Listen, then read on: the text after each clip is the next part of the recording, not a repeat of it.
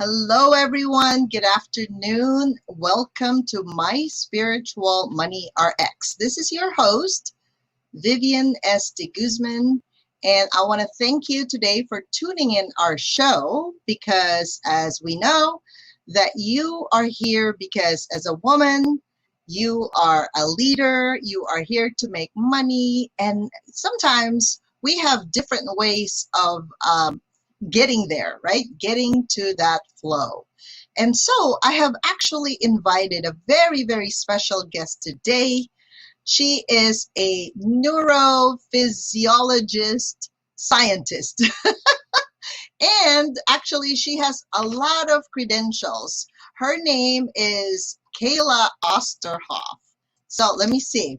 Miss Kayla, welcome to the show. So you are a neuropsychophysiologist in women's health sciences. Oh my God, that's a tongue twister. Can you share with them a little bit of your experience on how did you ever get that title? Please share with us. Yes, thank you so much for having me on. I am so honored to be here, and I'm excited to speak to the women leaders who are here watching. My name is Kayla Osterhoff. I am a neuropsychophysiologist, and that is just a super fancy way of saying that I study and research the brain and the mind. And specifically, I focus on women's neuropsychology, so the brain and the mind function of women. And I'm excited to talk to all of you today about the science of feminine leadership and the science behind a woman's intuition. Okay. And that's actually the first question I have for you is there really a science behind women's intuition? Because, my background is physical therapy, right? And of course, everything has to be backed up by science. There has to be some experiments behind it. People have gotten results from it. We know that people get results, right? From the work that we do. But we want to understand, what is the science behind intuition? Can you please share with us your insight and your experience about that? Yes. So we've all heard the term a woman's intuition, and it's actually a real, true, tangible thing that neuroscientists are now able to measure in a woman's brain and see that it is heightened in the female brain versus the male brain. So specifically, there's actually one time during our female hormone cycle that happens, on a monthly repeating cycle and throughout our lifetime.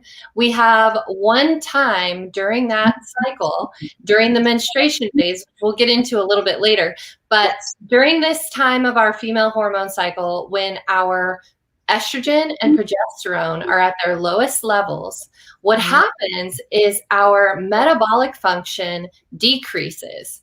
But what we see what happens in the brain is our brain function shifts, and we actually see enhanced, what scientists call cognitive empathy in the brain. And so that is a fancy scientific term for intuition. And so we can actually see that a woman's intuition comes online even more strongly during this special phase of her biorhythm, which is only one of 4, by the way. And we'll get into all the juicy details of that. Yes. Okay, so in the meantime, let's see if I can ask you certain questions to actually educate our audience, right? Because there's a lot of women watching the show.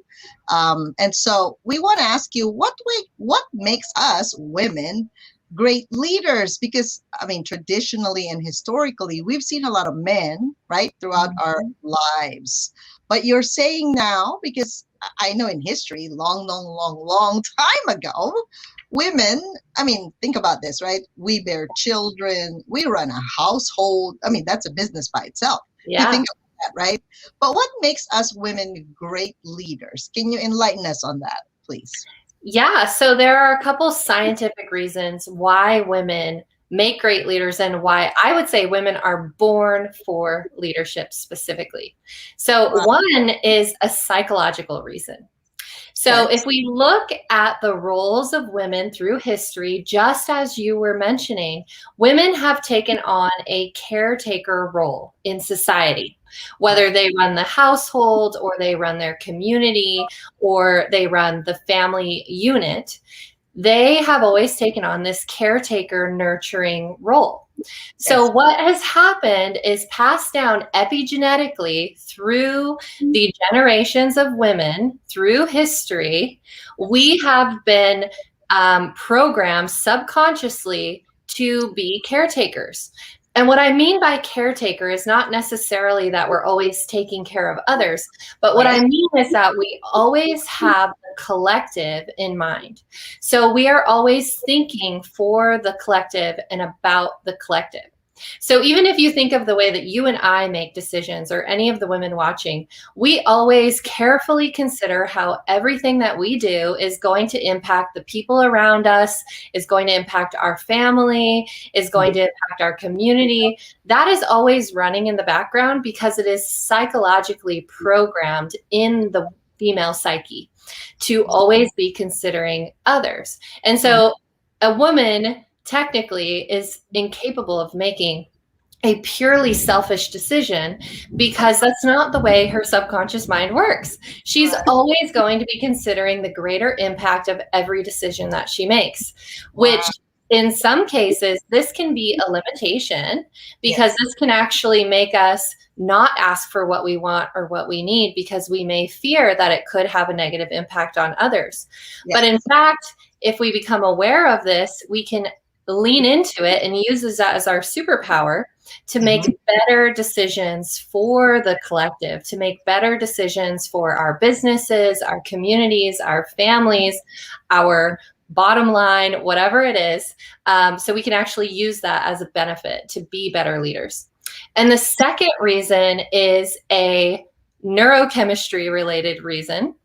And this is actually that a woman's brain is wired for leadership. So in one of the largest studies ever done on brain imaging, they looked at 40,000 SPECT scans of female and male brains. And this was run by Dr. Amen from the Dr. Amen clinics. And what they saw was out of 80 brain areas, 70 areas of the female brain were more active than the male brain.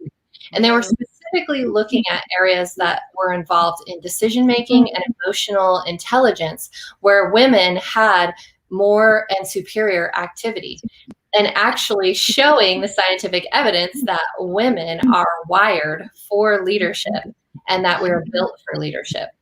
And as I was talking to you earlier about our biochemistry with our biorhythm, because of the ebb and flow of the biochemical changes that happen within our body through all the phases of our female biorhythm, we actually see that the brain is changed during each of these phases. And that's because there are actually high densities of receptors in our brain for estrogen and progesterone, our two main hormones as women. And so when we look at this, especially in the hippocampus and the hypothalamus, we can see that women's brains are modulated by their hormones, making their brain function change throughout their cycle and actually providing them with certain cognitive superpowers. So, for example, if we have more estrogen, because, I hear a lot about my clients. So in the past, I've been treating a lot of people with breast cancer, right? Female mostly. But it's interesting, as the times change, even men are getting breast cancer, unfortunately, right? So what happens when we have a lot more estrogen?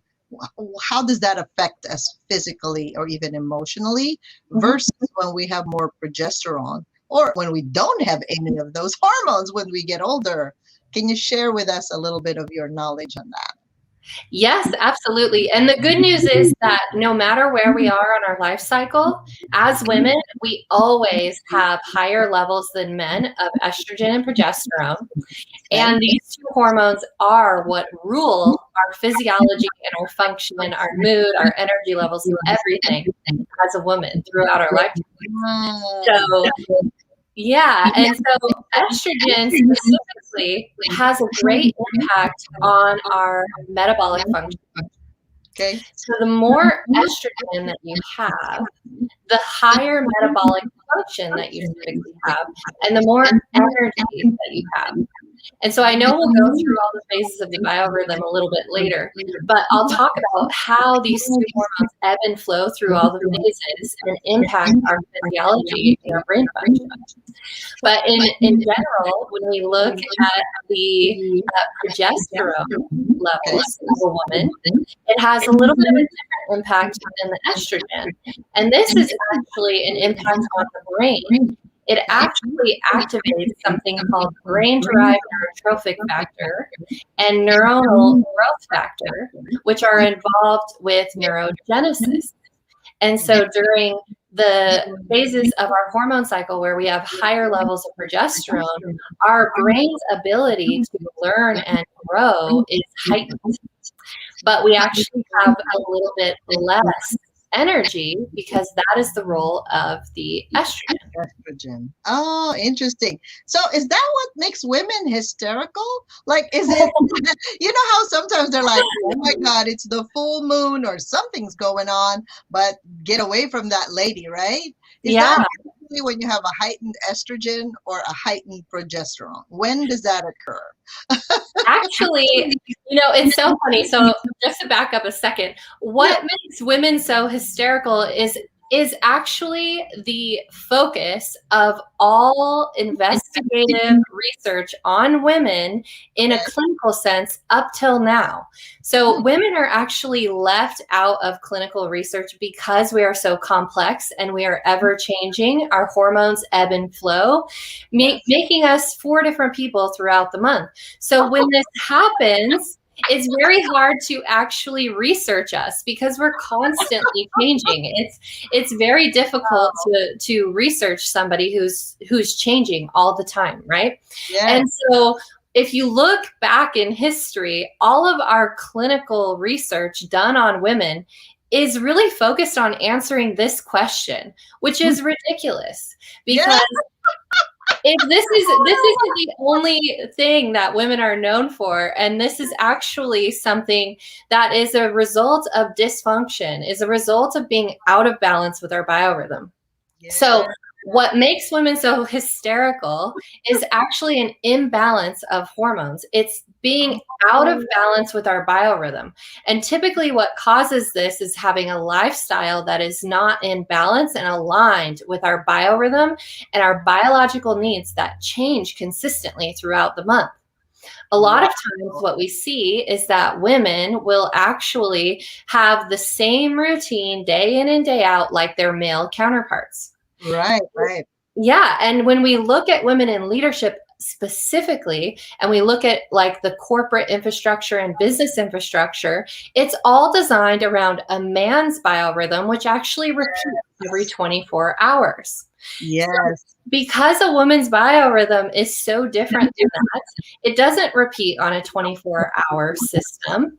It repeats on a monthly-ish and different throughout our lifestyle or throughout our lifetime. And so because a woman's biorhythm is so different, we actually require a very different environment and schedule and workflow than a man if we truly want to thrive and if we don't want to go into imbalance and become hysterical, right? Oh my gosh. Oh, see, that's like a key to everything, right? Yes. So when they get married, right, a male and the female should say, please make sure you don't copy what I do. Yes, exactly. If you're living with a male counterpart, whether it be your husband or your son or your partner or your colleague or whoever, if you're expecting to behave and thrive in the same exact environment as them, then you're setting yourself up for failure because it's actually not possible. Our biology is such that it requires different things throughout the course of a month and throughout our lifetime. And so once we understand that and we actually make peace with that and we align our lifestyle to match our biological needs, that's when the magic happens. All right. I'll make sure that this is sent to all my male clients. Yeah. Well, yeah, because it's a very deep understanding of you don't have to be like your wife, because you know how long time ago we were trained that you become as one, but it doesn't mean you mirror every single thing that a person does. Can you imagine if a male actually mirrors the female and vice versa? But it's funny because we're so malleable, the women, right? We're so flexible that Yeah. we actually tend to imitate the male more to satisfy them and to make sure they're not upset. That's the old culture, right? Old tradition and religion and practices that we've had. So I read that every woman, right, is different. But so if we're different, let's say, so in our household, in my household at least, I really learned to be myself, and my husband is himself. We're different, and we've accepted that. That's the secret for the long-term marriage. So what is the key to our success, our health, and vitality, and our ability to lead as women, as female leaders? Yeah, so the female biorhythm is the key to unlock our success, to unlock our higher cognition, higher levels of energy, better mood, better relationships, more influence. Our biorhythm is the key to all of it. And it all starts with creating an intimate relationship with our biorhythm, which begins by understanding what it is, how it functions, and what is our status in our biorhythm personally. So for instance, right now, I already know what phase of my biorhythm I'm in because I track it. And so I am actually in the luteal phase of my hormone cycle, of my biorhythm. And so I live my lifestyle accordingly to that as much as possible. Okay, so go ahead and share with us the 4 different female biorhythm phases so that the audience can understand. So what's the first thing? Let's start with that. Yes. So the first phase is the menstruation phase. And this is actually what I like to call the shed phase, because not only are we kind of shedding our uterine lining, we're shedding actually physically, but we are shedding the things that no longer serve us if we are living in alignment with our biorhythm. And so as we talked about at the very beginning of this, our superpower, our cognitive superpower during the menstruation phase is intuition. And so quickly, I just want to give a little historical story about a woman's intuition and how ancient cultures actually used to know this very thing about a woman before modern science finally is starting to discover it just now. But ancient cultures already knew this and actually created their tribes and their cultures around this fact right here. Wow. So have you ever heard the story of the red tent? No, go ahead, share with all of us. Okay, so the story of the red tent has been largely misconstrued over time to be a story about the woes of a woman and her period, but that's actually not what the true story is. Okay. The true story is that a woman's biorhythm is her superpower. So when we look at how the ancient tribes used to function, what happened is that all the women in the tribe would be on the same exact cycle, because back then they all lived the same lifestyle and we didn't have endocrine disruptors and all of these things that mess up our hormones. And so all the women in the tribe would cycle at the same time. And so they would all be in the menstruation phase at the same time. The tribe recognized how powerful this was and created a place where the women went, the red tent. It probably wasn't a red tent. It was probably, who knows what it was, but they were the women of the tribe during this very special phase of their hormone cycle were sent to the red tent so that they could tap into their intuitive insight and actually create the plans for the tribe for the next 28-day cycle. So they actually led the entire tribe based on using this cognitive superpower that they have during menstruation. And the tribe actually realized that the female biorhythm is like a biofeedback system to direct them to success. Right. Because it's like letting go, like you said, of no longer serves us. Yes. And if the women are usually, it's a collective mind, right? So they're able to tap in intuitively into other people's thoughts and feelings.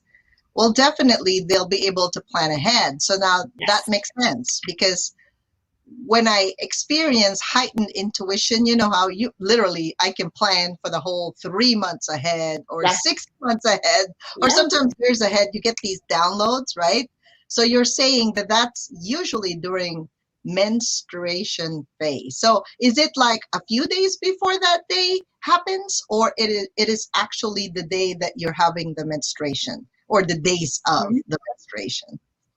It's throughout all the days of menstruation, which is different for different women. But for me, typically that's around 5 days. Days, you could call it day 1 to day 5 of your cycle, when you're actively shedding. Because remember, your estrogen and your progesterone are at their lowest level. Both of them are at their lowest level. And so what's happening? Is that what we get tired and we want to just rest during that time? Exactly. So our body is innately and divinely designed to utilize the superpowers we have. So what's happening is our body is starting to slow down, and it's telling us, don't be outwardly expressive, energetic. Don't use your resources outwardly. You have to use them very carefully. And what your body is trying to do is make you go inside, is to go internal, spend time with yourself and explore internally so that you can utilize this intuitive insight that you have during this phase. So the women that are already in menopause, do they actually still experience this, but there's just not enough red blood cells to go out? Like, how does that work for people that are already like menopause or post-menopause? Yeah, so post-menopause is a very special time in a woman's hormone cycle as well, because once you get past all the ups and downs of going through perimenopause, menopause, and you finally reach post-menopause, your hormones have finally calmed down and they're steady. And so they actually remain steady pretty much all the time. There's little ebbs and flows, but what happens is technically all of your female superpowers then become static.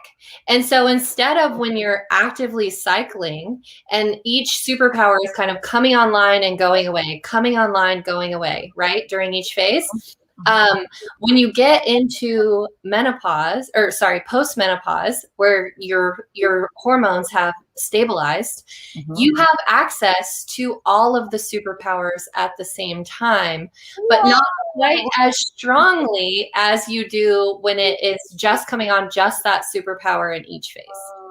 Got it. Oh, that is so informative. Thank you. Yes. All right, Kayla, how about, what's the next phase? So after menstruation? After menstruation, we have the follicular phase. And so the follicular phase is what I like to call the plant phase, because this is like, if you think of a plant, this is when you're planting the seeds, right? This is when we're planting the seeds of our leadership abilities. This is when we're planting the seeds of our business. This is when we're planting the seeds of whatever it is that we got that intuitive insight during the first phase. Now it's time to plant the seeds of that, right? Creating a foundation, in other words, in the male cycle. Yes. Is that correct? It's kind of like, okay, it's going to be this program or this program. It's like outline the foundation of something. Exactly. So this is our strategic planning phase. This is the time to actually take those insights that we got and put it in an actionable plan and start the delegation process. During this phase, what we also see in our neurochemistry is that it shifts such that our emotional intelligence begins to increase significantly during this phase. And so as that happens, we have a better ability to work and communicate with others. So this is a great time to be working with your teams, to be leading your teams, to be delegating the tasks of your strategic plan to your teams. Wow. And this is a great time to allocate resources, because remember, in menstruation, when you have that intuition, you can decide how best to allocate your resources. And now it's time to act upon that during the follicular phase. All right. That is awesome. So I think a lot of the clients get stuck in the next phase, right? Like actually that phase itself, just to create a foundation, because they think of being an employee, you know, how everything's provided for you because there's already a foundation. Right. The office works, right? But unfortunately, like you said, a lot of it is based on a male function. It's kind of like repeat, rinse and repeat, like wash. I was thinking about the things I was washing. I'm like, you wash, you turn it on, you put detergent. It's the same cycle over and over again. And I think for most people, they want consistency of income, consistency of everything. So they want things to work. But I think this is the kryptonite part of yes. a lot of the women. They're like, but I planted the seed. How come it's not moving? How come it's not growing? So what is the next phase after that? Yeah. Well, and I just want to mention that consistency is a man's game, not a woman's game. Even though we may like it and we may want it for ourselves, we are actually designed for inconsistency. We are designed to all the time. And that's part of our superpower. So we really need to lean into that fact. Okay. Yeah. Thank you. So the next phase is the ovulation phase. And I like to call this phase the bloom phase, because this is when we bloom. We planted the seeds and now we are blooming. And what I mean by that is estrogen is up to its peak by ovulation. It has been steadily rising through follicular, and in ovulation, estrogen has reached its peak. And what that means, as we talked about before, is our metabolic function is at its highest. Our energy levels are at their highest. And we actually, when we look at our brain chemistry, we have extra mood boosting neurochemicals as a result of this rise in estrogen. And when we reach ovulation, we are at the peak and we are feeling our best. We're feeling very energetic. And so our cognitive superpower during this phase is charisma. We are very magnetic during this phase. We have high energy, we have high mood, and we can influence others during this time. Got it. So this is a great time, even though it's a very short phase, 1 to 3 days. This is a great time to give your pitches. This is a great time to network. This is a great time to pitch to strategic partners. This is a great time for you to influence in whatever way that you influence as a woman leader. Wow, thank you. That's perfect. Now, obviously, like for us that know muscle testing, that could be a muscle testing capacity, right? We could test, when am I going to have menstruation, follicular, ovulation, and luteal phase, so that I can actually plan my appearances and my JV partnerships with other people. Thank you. Absolutely. Yes, Awesome. muscle testing is an absolutely great way to test which phase you're in or how long your phases are. So you can check on how many days each phase lasts for you specifically. And you can also track, there's a couple other ways to track that you can use in tandem with your muscle testing. One of which is to track your basal body temperature. Because during ovulation is when your temperature shifts up and it remains elevated through the back half of your cycle. And during the front half, during menstruation and follicular, it is a little bit lower. And then the other way to measure is you can use like different apps that are out there. There's one called the Clue app that actually helps you to track your cycle and makes it really easy based on the last day of your last period, if you're still having your period. And you can also put in other symptoms that you might be having throughout your cycle to figure out where you are. Awesome. Thank you for that. Yeah. Awesome. How about what's the last phase now? The last phase is my favorite phase, and maybe this is because I'm a scholar and a scientist, so I've spent all my life in school learning. It is the luteal phase. So the luteal phase is the grow phase, and what happens during this phase is estrogen is coming back down during this phase, so our energy levels start to come back down. But what happens is progesterone steps into the limelight and becomes the superstar during the luteal phase. And as I mentioned before, progesterone impacts our cognitive function in such a way that it helps us to have higher acuity and a greater ability to learn and a greater ability to even teach. So during this phase, this is a great time to teach. This is a great time to take your courses. This is a great time to get your continuing education credits. This is a great time to learn new things and retain these new things that you learn, because our brain's ability to actually create memories that last is heightened during this phase. Our superpower during this phase is acuity, and especially verbal acuity, because this is when you can actually get your message across very clearly. You can teach, but you can also learn at a heightened ability during this phase. So as a lifetime student, I wish that I would have known about this a long time ago, because this would have really helped in my workflow and in my study flow, so that I could learn the things that I was studying in school throughout my life at a faster pace and more efficiently. Awesome. Awesome. So I'm going to say, so basically you're saying that women, we are 4 different people every single month. Yes. Yes. And so imagine that. Imagine, and if you really think about it with yourself, you can realize how this is true and how this plays out in your own life, that there are so many different things happening within our body during all of these phases, that we are essentially 4 different people with 4 different sets of needs throughout the month. And this is why a woman will not thrive in an environment that is repeating and the same every single day. We require different environments as we change biochemically, neurochemically, and physiologically. Oh, amazing, amazing. So I want to ask the audience if they have any questions for you, okay? Yes. Just because I know that some people want to know a little bit of why am I like this? So I think Vienna, our emotion code practitioner, has a question for you. All right, so let me bring her up on stage. Hey, Vienna, welcome. Thank you so much. It's so good to be together with you lovely ladies. Oh, thank you. So do you have any question for Kayla? Oh, yes. Thank you. So I'm postmenopausal.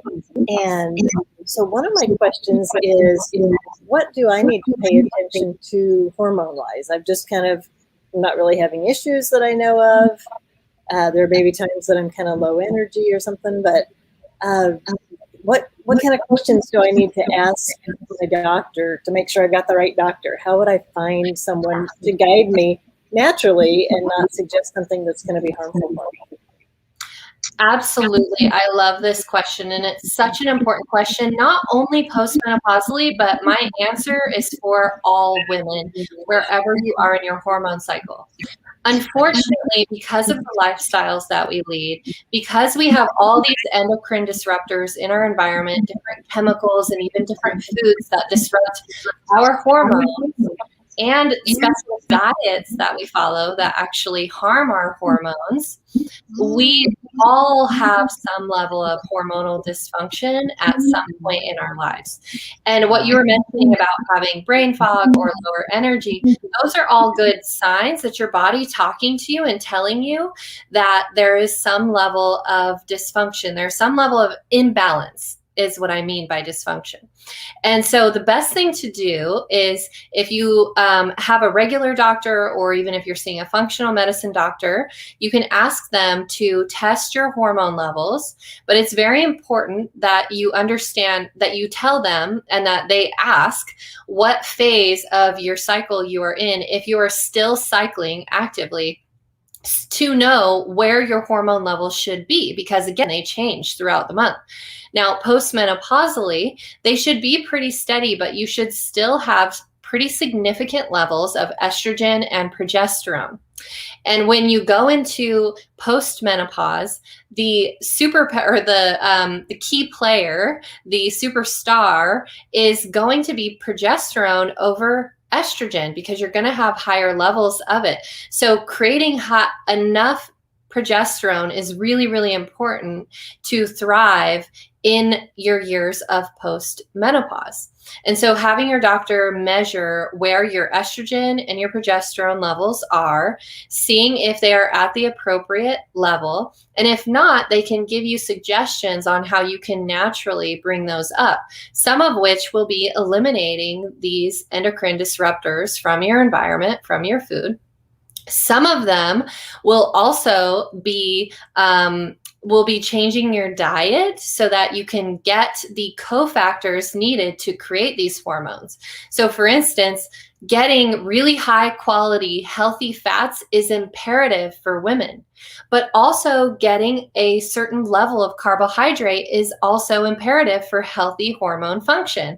And that kind of goes against what society tells us today, where we should all be low carb or carnivore, or we should only be plant-based or whatever. But these different diets that are so stringent, they actually don't work well for a woman, because as we know, we have different needs throughout our lives and throughout our hormone cycle itself. And so that means that we actually have to eat in accordance with each phase and with each life phase. Oh, that's fantastic. Do you have a book that you recommend? My battery is low, so I make it off my truck. I will rewatch to see what the answer was. Yeah, books to recommend, some things that you've written yourself, videos you have, a program we can take. I need more information. Yes, absolutely. So I have a program out for women, and specifically for women leaders, wherever they are in their life phase of the hormones, where they can learn exactly what does it mean to be ruled by estrogen and progesterone. How do these two hormones impact our physiology, our brain function, and our biochemistry throughout our entire lives, and what they can do to come into balance with their biorhythm and get the most energy, the most brain function, the most success, the best mood, and the most happiness and fulfillment from their life by coming into alignment with their body and in partnership with their body throughout their lifetime. Awesome. Wow, thank you so much. So everyone check out her Leadership Biorhythm program.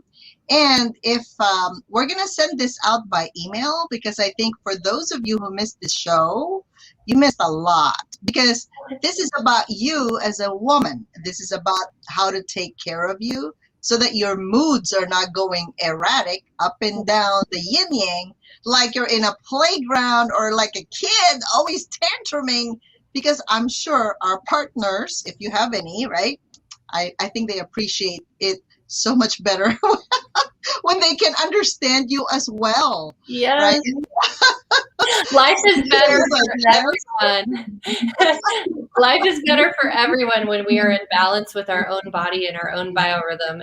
Life becomes better for us and everybody around us. Like the old saying, when mama ain't happy, ain't nobody happy. Nobody's happy, right? And this is where that comes from.